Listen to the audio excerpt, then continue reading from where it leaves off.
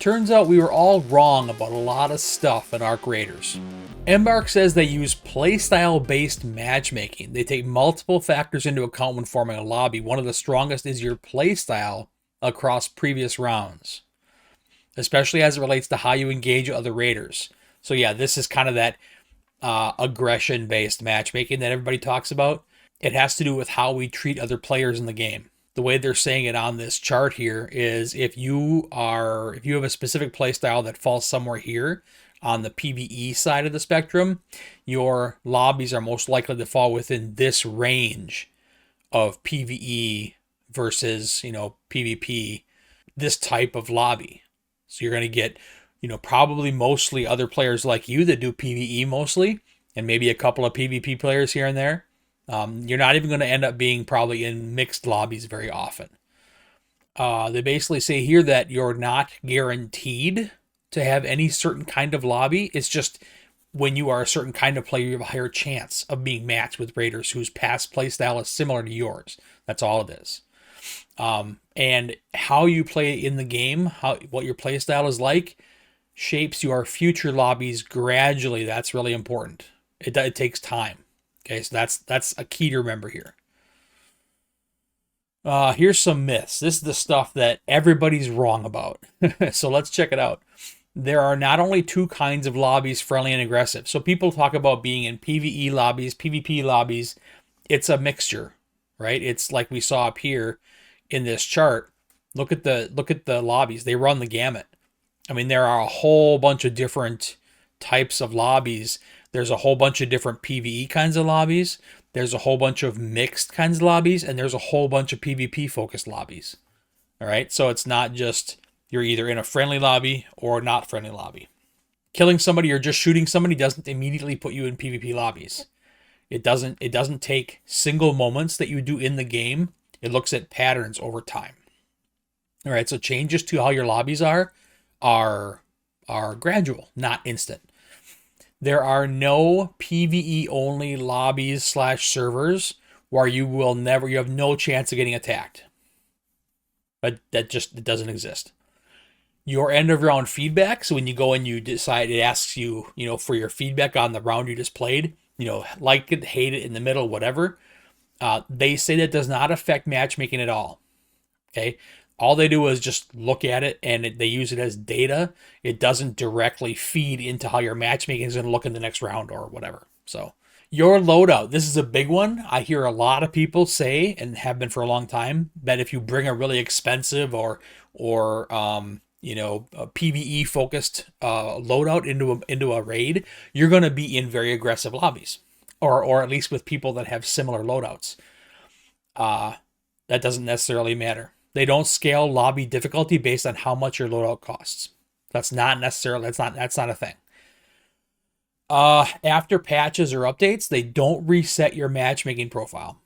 All right, so it depends on the kinds of players that are available to match you with.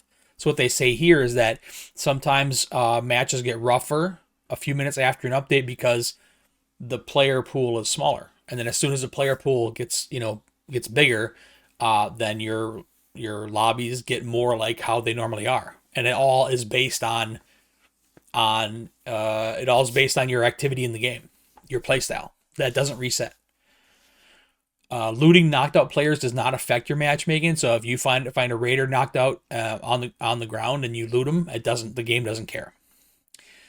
They also don't matchmake based on a squad leader. So if you're playing with somebody and they're the squad leader and they're a very heavy PvP player and you're not, it doesn't matchmake based on them. Okay, everybody influences the profile of your squad. Turning crossplay on or off doesn't impact the level of PvE versus PvP. That doesn't matter. New matchmaking changes. This is big. Defending yourself is no longer treated the same as starting a fight. This is huge. Because before, if you just shot somebody, if you were aggressive towards somebody in any way, the game was like, oh, this guy might enjoy PvP. Let's put him in a more PvP-focused lobby. Now it's like, wait a minute, he was just defending himself, okay? And it doesn't factor that in as heavily, all right? This is also huge. Low activity rounds carry less weight in your playstyle history. All this means that guys that are PvP heavy, big streamers, or very aggressive players, guys that came over from Call of Duty and they want to do the same thing here, whatever. Those players can no longer just go into 10 lobbies and just surrender and die and go out, and you'll suddenly get PvE lobbies, and we'll be able to we'll be able to run the entire lobby on all those people in the Care Bear lobbies. Nope, doesn't work anymore. Okay, that does not make a difference anymore. You can't do that. You cannot bypass the system that's put in place for a good reason. Overall, very, very, very good blog post. I love the new matchmaking changes. They're big, they're huge, very good for the game, very good for the player base in general, and I love it. Now let's look at the most recent patch notes. We have a new trader, Nomadic Envoy. I guess his name is Ermal. I like a lot of the stuff that has to do with that. I've already done a video that talked about this stuff, but he expands your stash space, Expedition Vault access. You can get five-year most prized items, or probably blueprints, whatever, to carry over after you're through the expedition.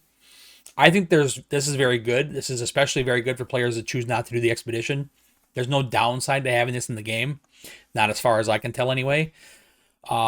And the weekly rotating new things, the trades that he can do, cosmetics, blueprints, tokens, other things like that. Yeah, there's some very high, some high rarity items, things like that. It's all good. Just, we need more stuff in the game, and that's great. There's a new grenade launcher, the Rascal. Have not used it yet, but they're saying, I'm not sure I'm going to like it unless it turns out to be really good, good enough to overlook the fact that it's slow to reload and unpredictable on the aim. This makes me not want to use it. I mean, the hull cracker is bad enough. It's very inconsistent. So hopefully this is kind of like having a mini hull cracker as a sidearm, and cheaper to use, because the hull cracker is crazy expensive. Balance changes to the arc. Now the arc, if you're buried deep in some bushes and foliage and things, the arc have a harder time seeing you. That's a fantastic change. It makes a lot of sense. If you're just hiding kind of on the edge of it, they might see you. They have a higher chance of seeing you. If you're outside and you make some kind of a noise or move or whatever, they hear things differently outside versus inside, I guess.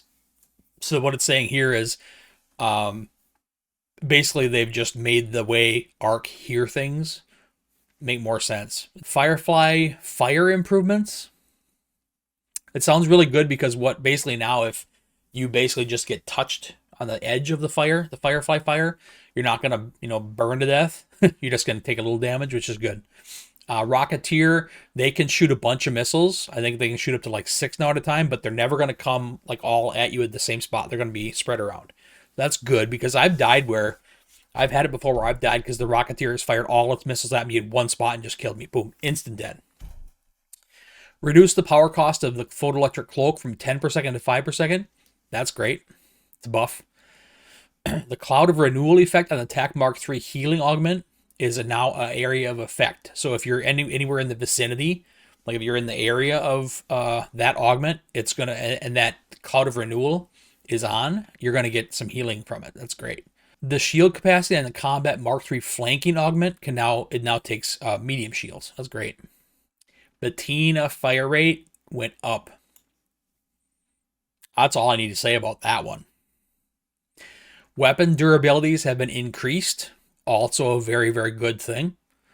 That's really good, because the durabilities they nerfed the hell out of them, and this is great. We don't need the weapons breaking any faster than they need to.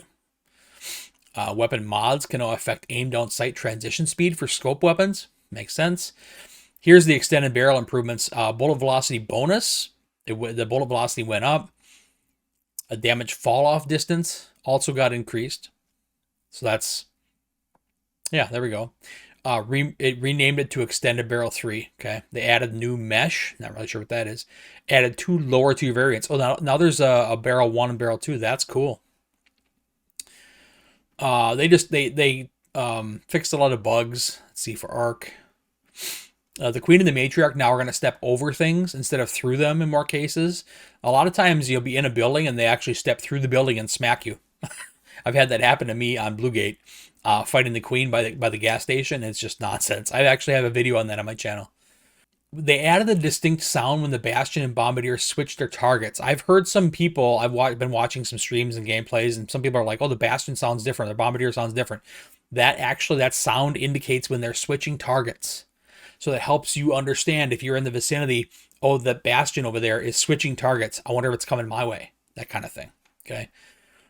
They also are doing different things to audio to help us be able to decide if a sound is high, low, where exactly is it, elevation, things like that. Because right now it's kind of hard. Right now it can be kind of hard to determine those kinds of things. We just know there's a sound out there, but we're not really 100% sure where it is. Overall, I'm really, really pleased, really impressed. I think they need to keep doing these kinds of things on a regular basis. Make improvements, make things more fun, continue to make the game more fun. Do these things every month. And then every 6 months, we get the really big improvements, the really big changes, new maps, new arc, some new really big arc. I guess there's some big arc coming. So I can't wait. Thanks for watching. Let me know in the comments what you think about all this. Do you agree with me? Do you disagree with me, and why? And if you liked the video, please leave a like on it. Let me know you enjoyed it. I really appreciate it. And until next time, peace.